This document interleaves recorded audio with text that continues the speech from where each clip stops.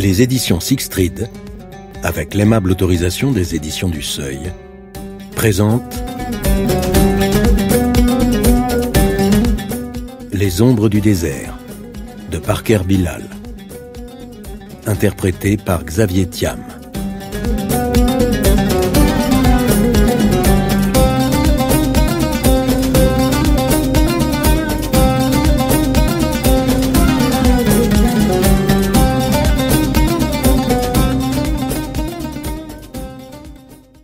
Prologue. Danemark, février 2002. Le vent s'engouffrait dans les rues sombres et désertes, l'âme glacée qui lui foyait les os. Il frissonna, maudissant pour la 100 000e fois le sort qu'il avait fait atterrir dans ce pays. Depuis 7 ans qu'il s'y trouvait, pas un seul jour ne s'était écoulé sans qu'il rêve d'être ailleurs, au moins dans une contrée chaude. Certes, le froid et le rappel constant de sa différence avaient contribué à renforcer sa détermination. Lui qui n'avait jamais connu d'occidentaux avant de venir ici, il avait aujourd'hui l'impression de les avoir expérimentés pour toute une vie. Ses traits, sa peau, sa foi, tout le séparait d'eux. Pendant 7 ans, il avait vécu comme une ombre. Les autres le regardaient de haut. Pour un peu, il aurait fallu qu'il s'excuse d'exister. Une rafale de vent polaire cisailla le cours de ses pensées, transperçant les vêtements qu'il portait en plusieurs épaisseurs. Il fut pris de migraine. C'était inhumain de demander à quelqu'un de vivre dans de telles conditions. Pluie incessante, jour après jour, semaine après semaine. Ça ne semblait même pas déranger les Danois. L'eau ruisselait sur leur dos comme sur l'aile d'un canard. Marmonnant un juron, Moussab s'emmitoufla dans sa parka miteuse et se remit en marche. Il se demandait déjà s'il n'allait pas abréger sa promenade vespérale. Le vent qui secouait les arbres dépouillés le mettait mal à l'aise, et il avait le sentiment que quelque chose de sinistre allait lui tomber dessus. À cet instant, une poignée de flocons jaillit de l'obscurité et lui cingla le visage. Il poussa un gémissement plaintif. Sous la longue parka, il portait une djellaba et des sous-vêtements thermolactiles qu'il avait achetés à un bandit turc sur le marché d'Alborg. Malgré tous les alaykoum salam que vous servez les musulmans pour endormir votre méfiance, dans ce trou paumé, le koufar l'avait bel et bien arnaqué.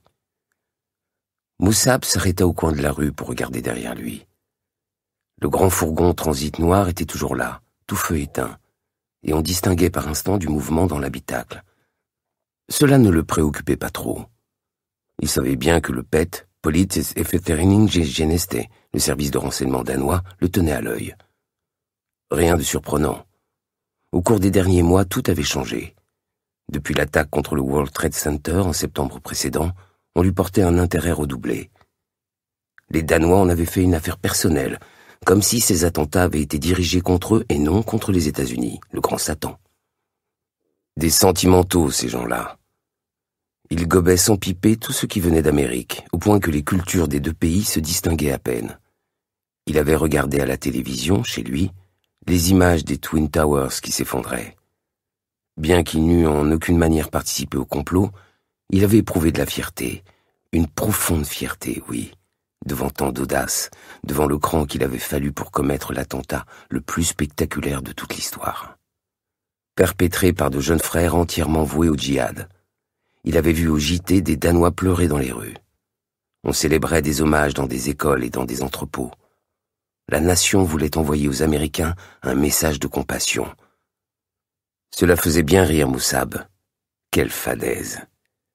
Mais peu après, il avait senti le changement. Des chauffeurs de taxi étaient brutalement délogés de leurs véhicules et tabassés parce qu'ils portaient un turban. Ce n'était pas une coiffure de musulman, mais personne ne s'en souciait. Des femmes se faisaient arracher leur foulard en pleine rue. Des enfants étaient agressés par leurs camarades de classe. Lui-même, on lui avait craché au visage dans une gare. Personne n'avait bronché. On aurait dit que le 11 septembre avait libéré une haine qui, depuis toujours, couvait sous la surface.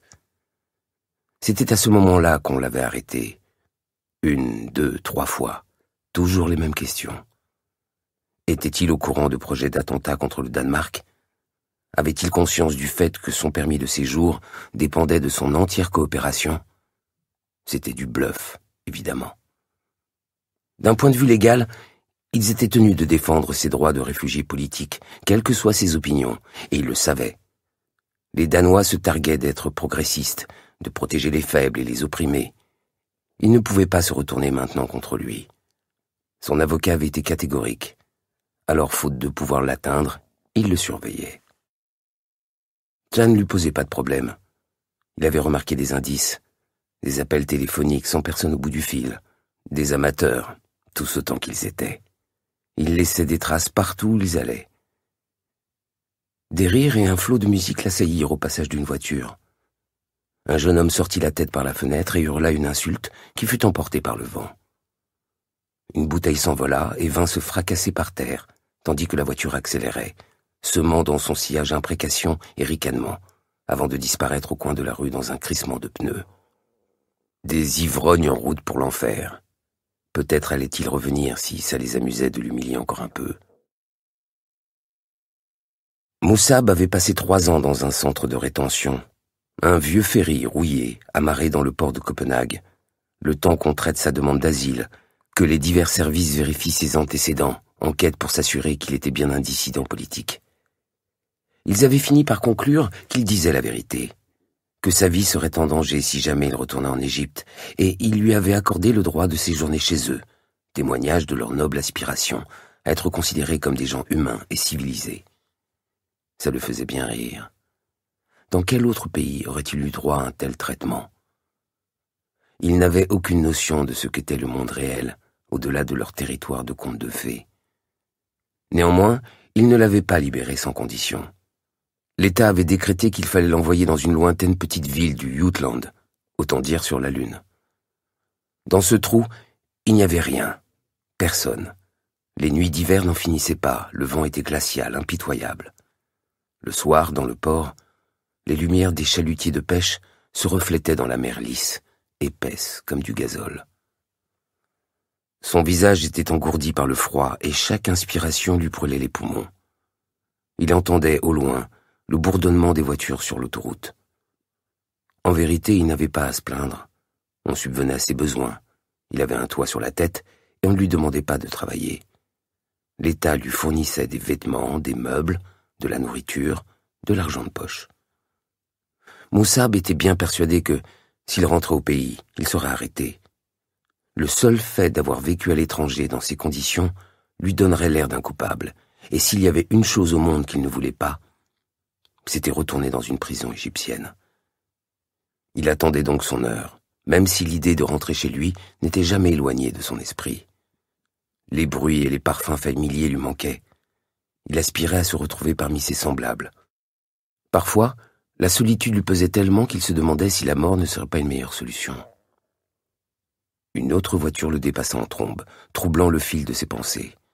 Un halo se formait autour des réverbères, globes oranges qui brillaient comme des allumettes enflammées. La neige tombait maintenant à gros flocons sur les champs dénudés qui s'étendaient au-delà des maisons. Le fourgon transit se glissa derrière lui, ombre silencieuse qu'il sentit plus qu'il ne l'entendit. Son bonnet de laine lui couvrait étroitement les oreilles. Les cimes des grands arbres frémissaient au vent. Il commençait à se retourner quand quelque chose le frappa par derrière, le projetant à terre. Le souffle coupé, il demeura allongé sur le sol, étourdi, incapable de bouger. Un flocon atterrit devant son visage et resta une brève seconde en suspension entre 2 brins d'herbe avant de disparaître à jamais. Ce fut le dernier souvenir que Moussab devait garder du Danemark. Une décharge électrique le parcourut de la tête aux pieds et il perdit connaissance.